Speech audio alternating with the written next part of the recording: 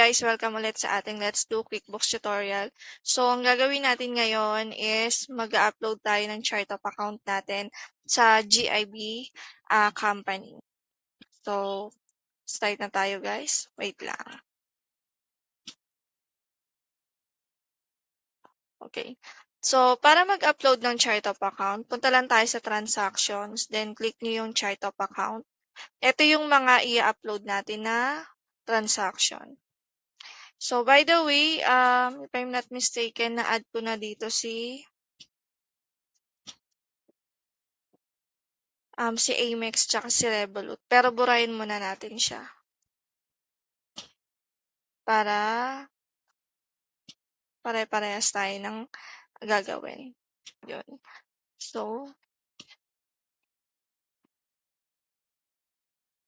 So kahit hindi na nga natin siya galawin guys kasi same lang naman siya. Pero ituturo ko na lang guys para alam nyo rin. So yung una kong ginawa is si Amex credit card. So hanapin lang natin si credit card. Detail type credit card. Tapos lagay nyo lang dito Amex 1989. Like for example, Amex PC, then 1989. Then, save nyo lang siya, guys. That's it. Nakaharang ko mga to. Yan. Then, save nyo lang siya, guys. Or you can do save new. As you can see, meron na siyang previous account. Kaya hindi na natin siyang gagawin. Then, the other one is Revolut.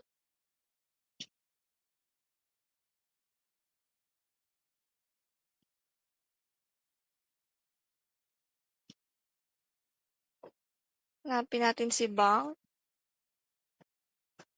or cash and equivalent. Also, then detail type bank. Then Revolut.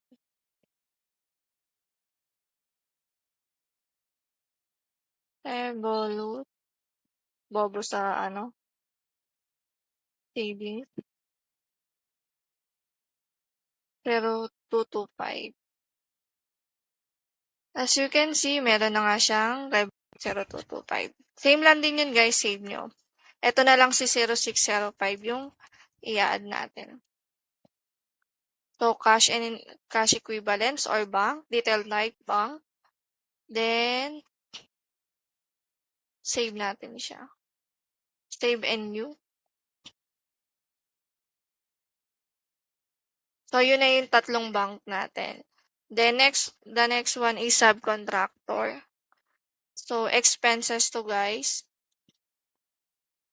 Pwede na siya sa Office and General Administrative Expenses.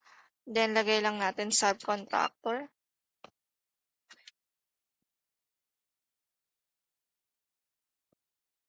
Save and new.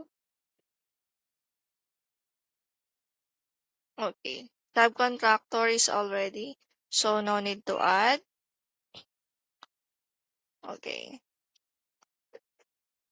So, meron ng subcontractor pero kung paano siya gawin guys, ang account type niya is expenses, then Office General Admin. Ito na tayo sa advertising.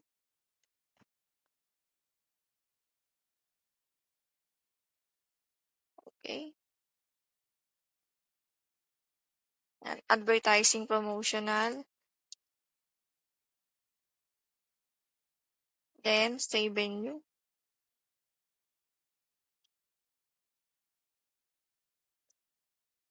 As you can see guys, meron na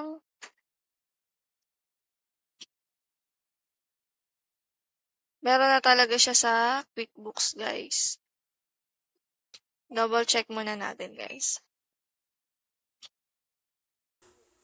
So, hi guys. As you can see dito guys, sorry recording na lang to kasi upon checking, wala palang mic, nire-record ko siya. Pero as you can see guys dito, ang ginagawa ko is double check ko muna kung meron ng mga entry yung mga ilalagay natin sa chart of account. So, as I mentioned earlier, naturo ko naman na kung paano mag-add manually ng mga chart of account. So, kindly double check na lang yung mga account first bago kayo gumawa para hindi kayo doble-doble ng trabaho.